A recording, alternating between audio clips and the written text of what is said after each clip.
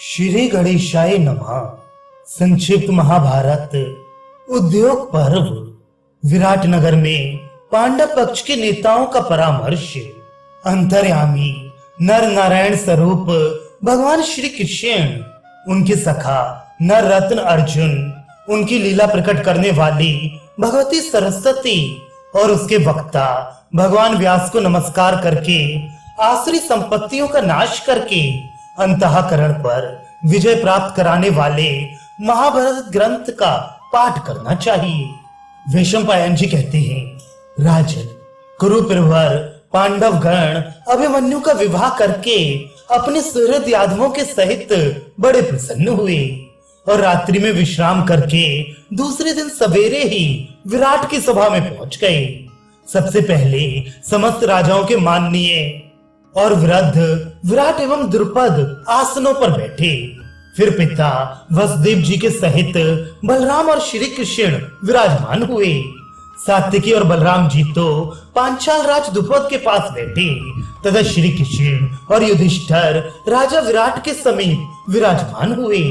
इनके पश्चात द्रुपद राज के सब पुत्र भीमसेन, अर्जुन, नकुल, सहदेव, प्रद्युम्न, सांब, विराट पुत्रों के सहित अभिमन्यु और द्रौपदी के सब कुमार, ये सभी स्वर्ण चटित मनोहर सिंहासनों पर जा बैठे। जब सब लोग आ गए तो वे पुरुष श्रेष्ठ आपस में मिलकर तरह तरह की बातचीत करने लगे। फिर श्री कृष्ण की सम्मति जानने के लिए एक मुहूर्त तक उनकी ओर देखते हुए आसनों पर बैठे रहे।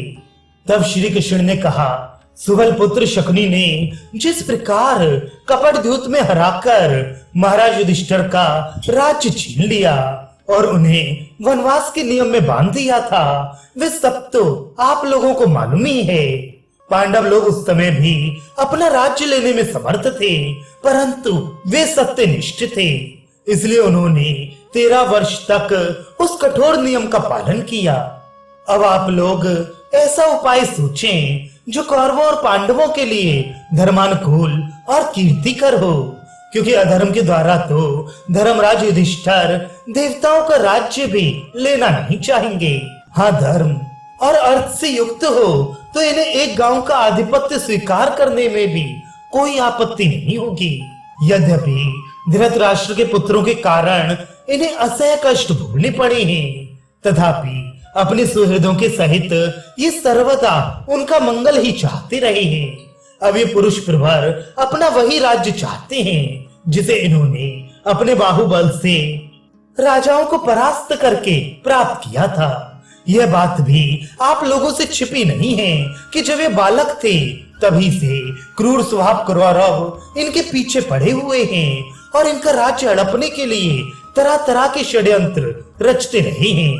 अब उनकी बड़े चढ़े लोभ, राजा युधिष्ठिर की धर्मज्ञता और इनके पारस्परिक संबंध का विचार करके आप सब मिलकर और अलग अलग कोई बात तय करें। ये लोग तो सदा सत्य पर डटे रहे हैं और इन्होंने अपनी प्रतिज्ञा का भी ठीक ठीक पालन किया है। इसलिए यदि अब धृतराष्ट्र के पुत्र अन्याय करेंगे तो ये उन्हें मार डालेंगे और इस काम में उनका अन्याय देखकर इनके सुहृद गण भी उनका मुकाबला करेंगे। किंतु अभी तक हमें ठीक ठीक दुर्योधन के विचार का भी पता नहीं है कि वह क्या करना चाहता है, और दूसरी ओर का विचार जाने बिना आप किसी कर्तव्य का निश्चय भी कैसे कर सकते हैं। इसलिए उन लोगों को समझाने और महाराज युधिष्ठिर को आधा राज्य दिलाने के लिए इधर से कोई धर्मात्मा, पवित्र चित्त, कुलीन, सावधान और सामर्थ्यवान पुरुष दूत बनकर जाना चाहिए।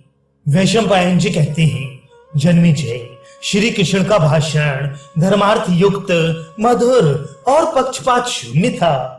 बलराम जी ने उसकी बड़ी प्रशंसा की और फिर इस प्रकार कहना आरंभ किया, आपने श्री कृष्ण का धर्म और अर्थ के अनुकूल भाषण सुना। वह जैसा धर्मराज के लिए हितकर है वैसा ही कुरुराज दुर्योधन के लिए भी है। वीर कुंती पुत्र आधा राज्य कौरवों के लिए छोड़कर शेष आधे के लिए ही प्रयत्न करना चाहते हैं। अतः यदि दुर्योधन आधा राज्य देते तो बड़े आनंद में रह सकता है। अतः यदि दुर्योधन का विचार जानने और उसे युधिष्ठिर का संदेश सुनाने के लिए कोई दूत भेजा जाए और इस प्रकार कौरव पांडवों का निपटारा हो जाए तो मुझे बड़ी प्रसन्नता होगी। वहां जो दूत जाए उसे जिस समय सभा में कुरुश्रेष्ठ भीष्म, धृतराष्ट्र, द्रोण, अश्वत्थामा, विदुर, कृपाचार्य, शकुनी, कर्ण तथा शस्त्र और शास्त्रों में पारंगत दूसरे धृतराष्ट्र पुत्र उपस्थित हो जाएं, और जब सब वयोवृद्ध एवं विद्यावृद्ध पूर्ववासी भी वहां आ जाएं, तब उन्हें प्रणाम करके राजा युधिष्ठिर का कार्य सिद्ध करने वाला वचन कहना चाहिए। किसी भी अवस्था में कौरवों को कुपित नहीं करना चाहिए। उन्होंने सबल होकर ही इनका धन छीना था। युधिष्ठिर की जुए में आसक्ति थी और अपने प्रिय दूत का आश्रय लेने पर ही उन्होंने इनका राज्य हरण किया था। यदि शकुनी ने इन्हें जुए में हरा दिया तो इसमें उसका कोई अपराध नहीं कहा जा सकता। बलराम जी की यह बात सुनकर सात्यकी एक साथ तड़क कर खड़ा हो गया और उनके भाषण की बहुत निंदा करते हुए इस प्रकार कहने लगा, पुरुष का जैसा चित्त होता है वैसी ही वह बात भी कहता है। आपका भी जैसा हृदय है वैसी ही बात कह रहे हैं। संसार में शूरवीर भी होते हैं और कायर भी। लोगों में ये दोनों पक्ष पूरी तरह से देखे जाते हैं। ये ठीक है कि धर्मराज जुआ खेलना जानते नहीं थे और शकुनी इस क्रिया में पारंगत था, किंतु इनकी उसमें श्रद्धा नहीं थी। ऐसी स्थिति में यदि उसने इन्हें जुए के लिए निमंत्रित करके जीत लिया तो उसकी इस जीत को धर्मानुकूल कैसे कह सकते हैं। अजी कौरवों ने तो इन्हें बुलाकर कपट पूर्वक हराया था, फिर उनका भला कैसे हो सकता है।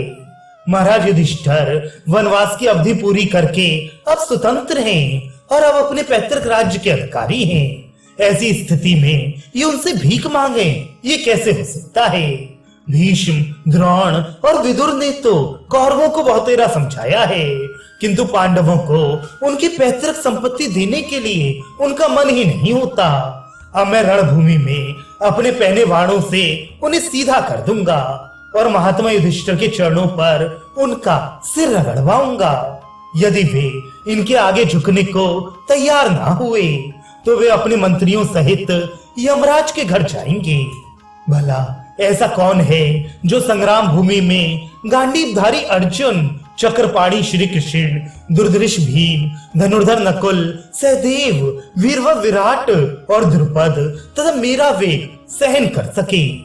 धृष्टद्युम्न, पांडवों के 5 पुत्र, धनुर्धर अभिमन्यु तथा काल और सूर्य के समान पराक्रमी गद, प्रद्युम्न और साम आदि के प्रहारों को सहन करने की भी कौन ताव रखता है।